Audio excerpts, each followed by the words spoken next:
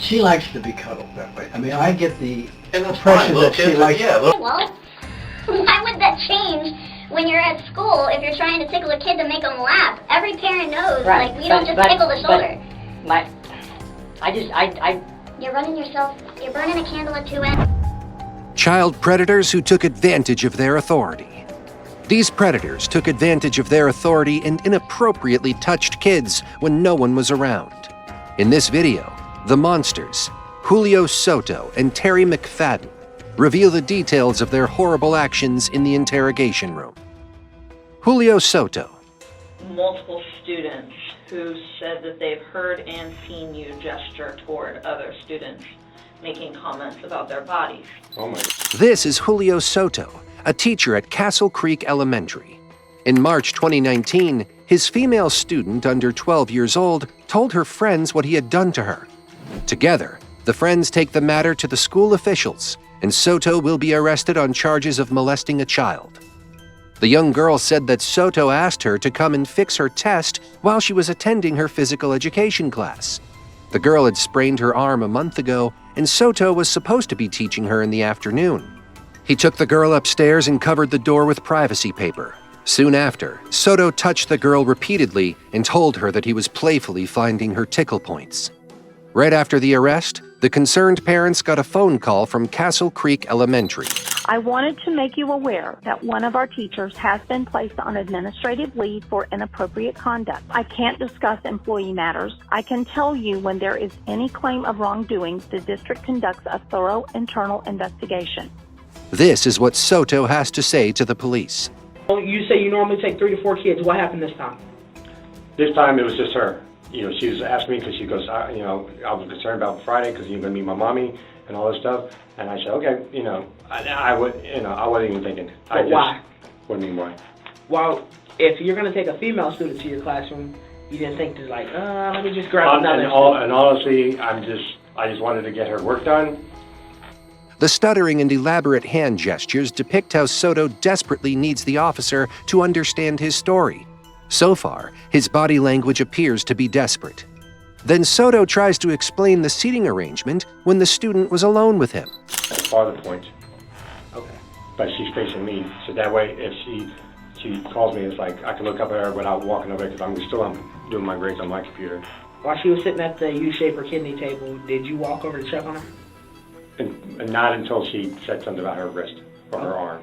And what did she say about her arm? That she started tearing up, and then she started complaining about her arm. It's like, you said you were fine, and she goes, well, it started hurting me, It's like did you, So I walked over and I said, and I asked her, can I touch your arm? Mm-hmm. And she said, yeah. So I kind of held her like this, one hand here and one hand here. Okay. So I looked at it, it's like, is your wrist hurting?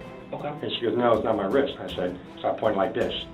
I said, is your forearm hurting? She said, yeah, that's where it hurts. I said, well, did you tell your mom and dad? And she goes, yeah. And then I go, what did mom and dad say? She goes, nothing. Notice how quickly he tries to convey his points. Soto jumps from one point to another in no time, showing signs of guilt through his speech. When a suspect shows inconsistency in their argument, for example, Soto had to explain the seating arrangement, but instead he jumped to the part where he rubbed his student's forearm because she was in pain. Soto leaves the parts where he will sound guilty and proceeds to tell the story where he may seem like a good person. Well, it's not an adult, then you're supposed to bring a couple kids. And why didn't you on that day? I wasn't even thinking. Yeah, and that's why I said, that's my bad, I'll get if I get a count statement from the school, that's fine.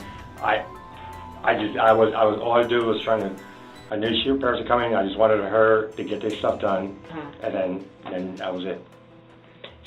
Soto's feet point away from the officer at all times, whether he points it towards the exit or at the back of the wall. His hands are holding on to one another, depicting that he is trying to comfort himself. While the body language is giving away hints of his guilt, his speech and lack of defensiveness show that Soto has a lot to hide. In your opinion, what other body language depicts guilt in child predators? Let us know in the comments below. Anyway, back to the interrogation. According to the little girl, the privacy paper was down while she was alone in the classroom with him. Here, the investigator is trying to figure out whether Soto had intentions of pulling it down so that he could attempt his inappropriate actions. With the papers pulled down and the door shut, nobody would have realized there were people in that classroom. Since the school was closed for the day, all rooms had their papers pulled down already, and Soto had tried to take advantage of the situation. So the video that my partner's talking about, I watched the same video. Okay. So you have two different people watching the same video. And it shows her class downstairs already, and she's sitting on a bench, okay, talking to another student. You come down with your class, and you approach her at the bench. Now you remember taking her to the classroom to do work, and you remember specific details about her arm was hurting, and you went over to her and you were like, let me see, and you were like touching her arm. It was very caring of you. And why if you remember those specific details, I don't understand why you can't remember the detail about the sling. Apparently, Soto does not remember the sling around the student's arm, but can recall every small detail that occurred on that day. At this point, the officers will stop his attempts to dodge claims and ask him a straightforward question. My arm hurt, and I begin to tear up. What would you do? Well, not at that moment before school. The nurse is not there yet, so I'd say, well, sit down. Well, this is during specials. I'm in your classroom. My arm is hurting. I'm tearing up. What would you do? I said, I'll give them a choice. You want to go to the nurse? And then if they say yes or no, then if it's yes, then I'll send them to the nurse. If they say no, then I don't. You don't try to make contact with the parents to let them know. Well, the parent already knows. That's what a student's telling you. Correct. But we don't know if the parent knows. That's true. So I'm just trying to figure out what was your mindset that day if my arm is hurting and I'm just a student in your class and I'm tearing up and I'm just like, hey, my arm hurts. Right. And I'm showing you my arm hurts. And I refuse to go to the nurse. Wouldn't you make a notification to take liability off the school? True. But did that happen? No. Okay. No. Soto knew his lie would be caught one way or another.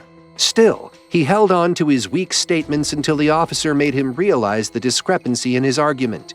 Even though the situation is clearer than ever, Soto still tries to come up with weak defenses. You said she was lying, but earlier you told me that if you were to ever do something, you know that she would be the one who would just go out there and tell the world. Exactly. So why is she telling the world? I don't know. That's why I'm very confused and upset, and that's why I was talking to.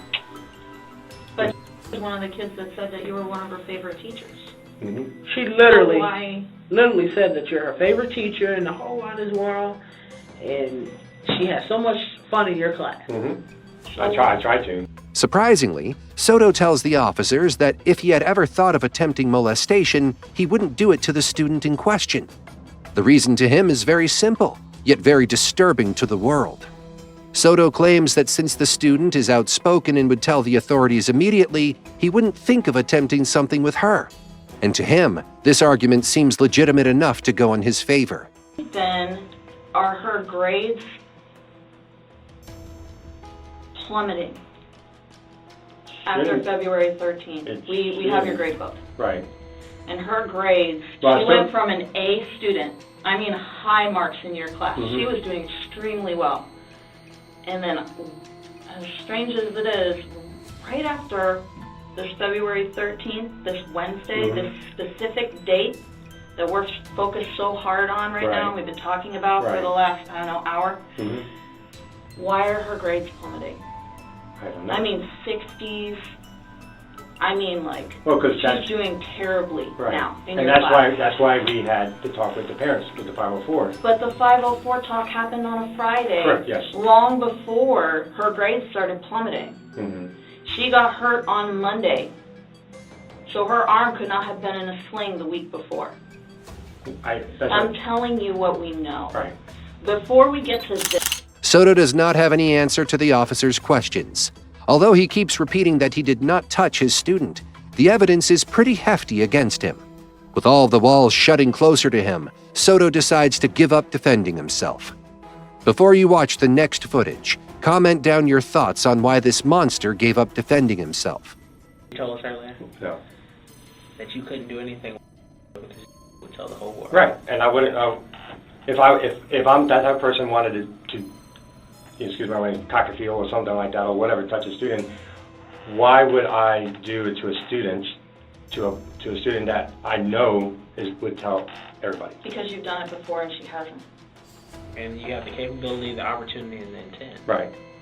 But I'm not a predator. I'm not a stalker. Not stalker. You disagree with my partner. You have the capability, the opportunity, Right, so and the intent. Right. So you The intent, you not did the intent. it. Well, you just agreed with him. You literally just met the triangle. You're in a room. Right, but I wasn't intending to do anything. But you're in a room. Yes. With a child by yourself. Yes. There's no other adult present. Correct. Nobody really knows that this child is missing from PE, or they're special, where they're supposed to be. Correct. They're in a room with you. Both officers are closing in on him and openly tell him that they believe he is the criminal. This is when Soto starts losing the argument.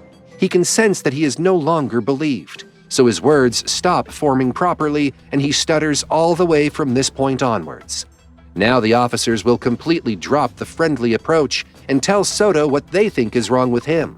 Some students who tell us that you always say, hey, I'm going to try to find your tickle spot. Are they lying? But Yeah, I don't. honest. But Is that what you're afraid of? if I say that stuff, it's not to be inappropriate. Okay, so when you touch or tickle your students, where do you touch or tickle them? Like shoulder. But the shoulder's not a tickle spot. If you poke my shoulder, But I would because- tickle. I'm not gonna touch any place else. Have you ever touched a student in their stomach and tried to tickle them? In the stomach, no. Like, how about their ribs, their rib cage?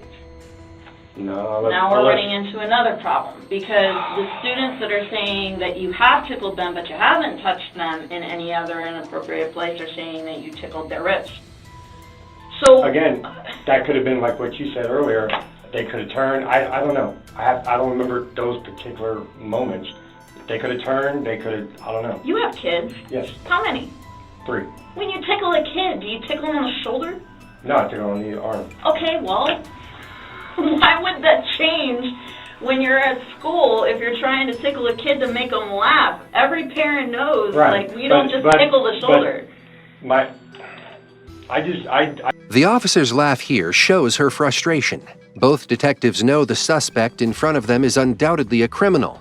However, Soto assumes that he will get away with the weak arguments that he is presenting. He seems unaware of the fact that the officers are there to catch discrepancies in his arguments.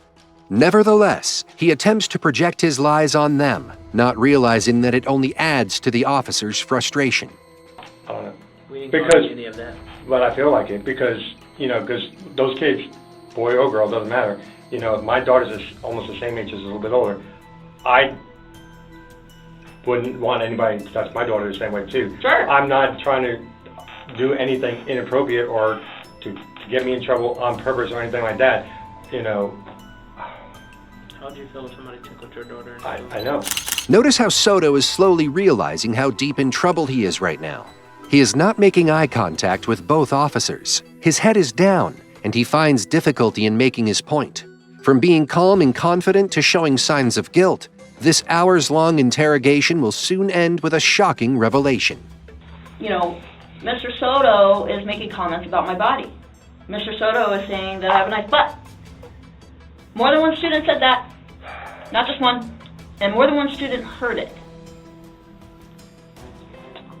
I'm not making this up. I have all of them on recording saying all these things. Right. So why? But And they're not just girl That- students, they're boy students too. Right. And they don't Not pay as from much everybody. as no, they Oh. heard you make Oh. statements. So can why? I ask you this? If I The officers are slowly revealing to Soto all the information they know about the situation. for where? For school. Right. On the 13th. We told you we No, I'm watched talking about the different. No, I'm talking about No, I that know, was a different but we thing. told you we watched the cameras, right? Right.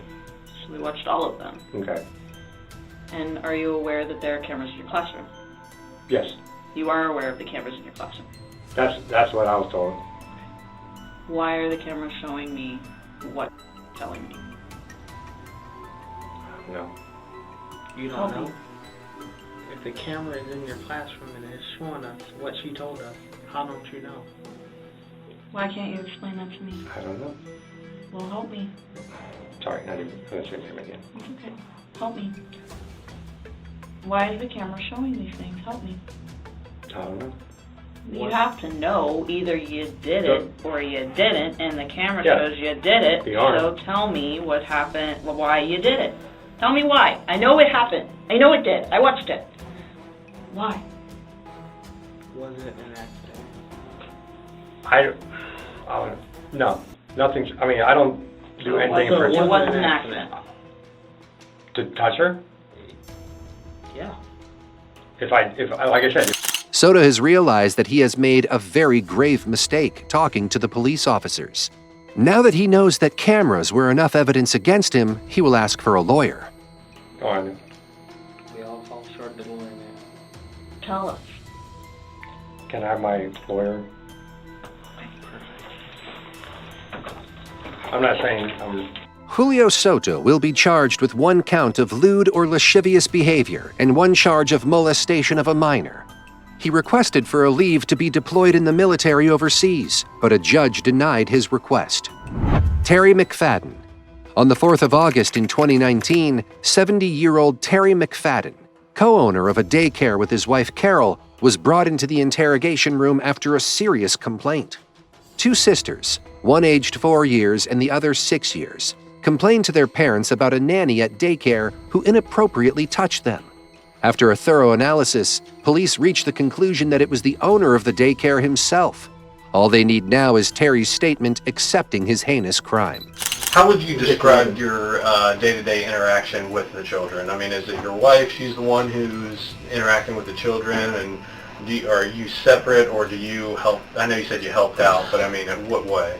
Like I said, one big thing is getting lunches together and eating lunch. But I interact with the kids, watch them well, because after lunch there's a routine where Carol takes each one upstairs to nap. Mm-hmm. And so that leaves the other ones downstairs, and I have to make sure that they are behaving themselves. Okay. Because they all tend to get rather rambunctious, of course, especially the little one. He gets into everything. So Okay. I watch them all to make sure that... Does take naps?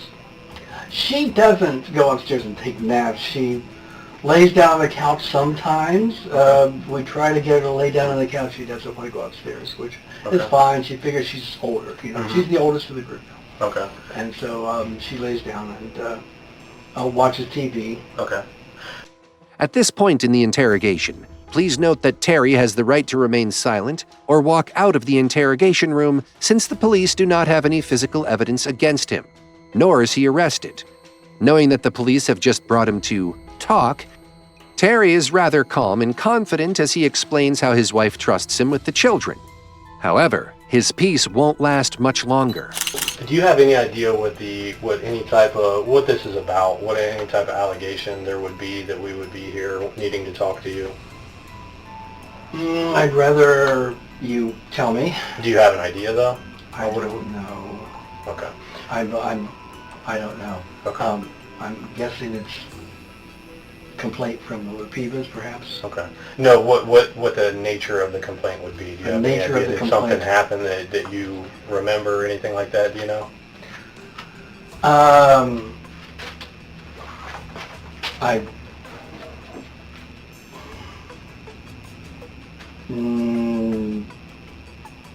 I'd rather you told me what The complaint was. Okay. The complaint is sexual in nature. Mhm. Okay.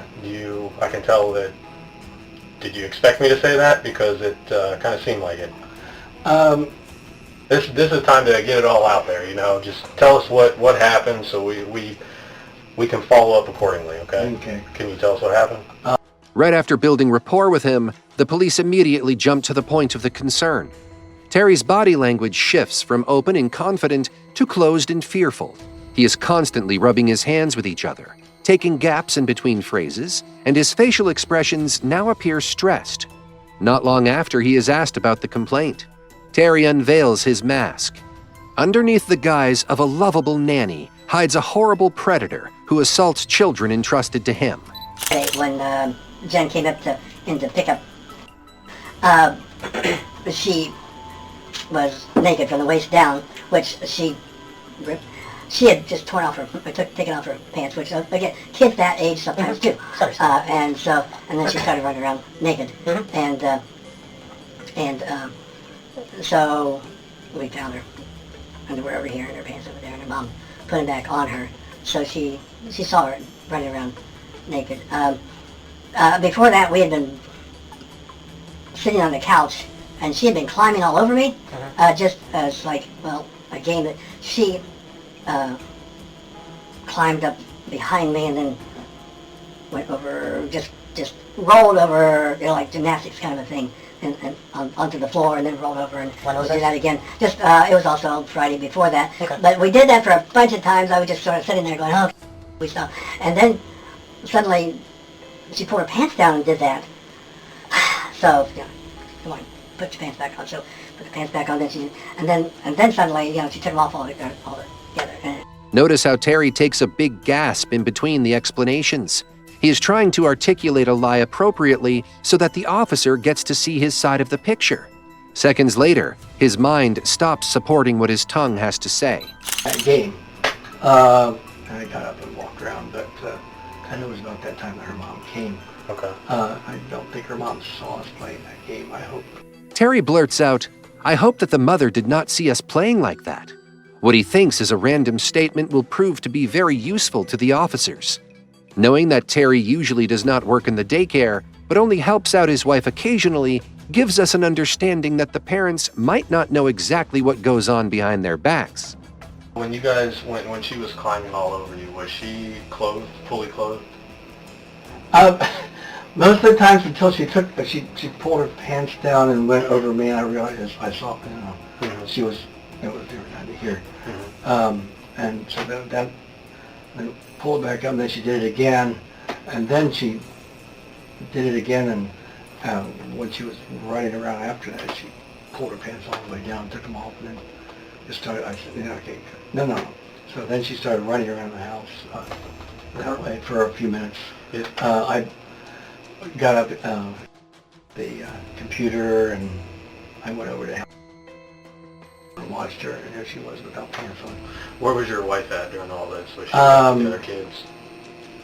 I think she was doing something in the kitchen, maybe with Okay. or something. But anyway, so yeah, that was... Now that Terry has offered a complete account of what happened that Friday, the officers will dig deeper into his statement to figure out the lies and discrepancies. With the right amount of pressure and clever questioning, Terry will be tricked into a confession while defending his own lies. Because something like that, we really wouldn't be investigating. Things like that happen. 4-year-olds are going to be 4-year-olds. Is there anything else that happened during that interaction that we need to talk about now? If there is, you need to tell us now that we're not... Notice how Terry constantly gasps heavily when the officer asks him straightforward questions. He is crumbling under pressure. In a small, suffocated room with 2 officers closing into him with authoritative statements, Terry feels like he has no escape, so he tries to calm himself down with a deep breath and a glass of water. Seconds later, he blurts out a confession. Climbing on top of you with her pants off, did you touch her in a way that wouldn't have been appropriate for a caretaker to touch? Yes. Okay. What happened? Well, let me see. I smacked her bottom. What? I think and yes, I mean, kissed her bottom, so. What do you mean by that? Huh? What do you mean by that? You kissed her butt? Just her butt, yes. Okay, are you sure? Like that, and then Sure smacked. Sure it wasn't something else that you kissed? And, Are you sure it wasn't something else you kissed? and yes. What did you do? I did kiss down here. Okay. So you kissed vagina? Yeah, that was just Was it a quick... Was it just a kiss, or was it... I'm just trying to get the picture on exactly what happened, okay? This is your opportunity to tell us what happened. Did you use any tongue or anything like that, sir?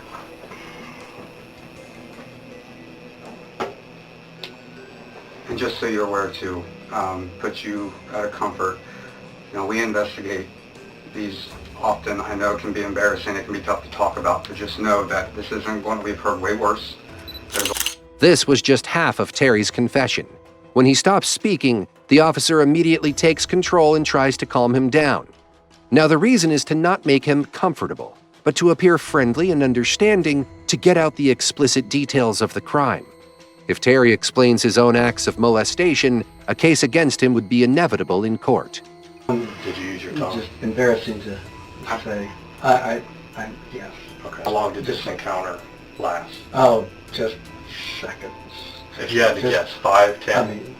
I mean, just, well, you know, the kissing part, just like that, quickly. And she didn't have any underwear on, right? Not, and then on the kiss on the bottom was just like that. No, not tongue. Just, I mean, just. What did she do? Even though Terry has confessed part of his horrific actions, he still talks like what he did was not bad enough, considering it was done in a short span of seconds. His hands continue to fidget around. His speech slurs and his throat is apparently dry since he keeps gulping down water. Terry realizes trouble. Nevertheless, he tries to justify himself as a good man. The only time, I mean, you've already told us, you know, obviously what happened Friday. If there's other instances, let us know so we can deal with them now. Has this ever happened prior to with, or? No, I've never kissed him. Or licked, have you ever? Or licked the Have you ever vagina used your or, hand to touch their vagina underneath their underwear? But no. Okay, I gotta say, okay. It's a very, we do cuddle sometimes. Okay. So what happens during that cuddling? Well, usually my hand is up around in here, but yes. Okay. Maybe it's gone down here, and she. Okay. And so was this on Friday, or would this have been? No, this has weeks. Been. Right after he confesses touching the sisters inappropriately, Terry makes a horrible remark. She likes to be cuddled that way. I mean, I get the and that's impression fine. that she likes. Yeah, little kids are she gonna likes do to that, be cuddled you know? that way, and even with my hand down there, and she, this cuddle time seems to quiet her at that time. So when you guys are cuddling, sort your of hand kind of just winds up. Okay. Down there. Because Terry justifies molesting the 4-year-old with his own sickening interpretations, one detective steps out of the room and hands over the interrogation to the other one, who is an expert in internet crimes against children. More horrors will be uncovered as the officer questions Terry about his addictions to go layer by layer into the crimes he has done over the decades. It's been very private between me and yes, so they talk to their mother about this, I'm sure. But they and I was, you know, it's been my fear, I guess, that they might. So after today, yes, I can say that I will just have to avoid. Yeah. Seems like Terry thinks he'll get away with his crimes after giving the officers an on-the-record, explicit confession. On March 3, 2020, Terry pleaded guilty to 2 counts of rape. He is sentenced to 22 years in prison. To watch more of these videos, subscribe to our channel and get the latest information about true crime.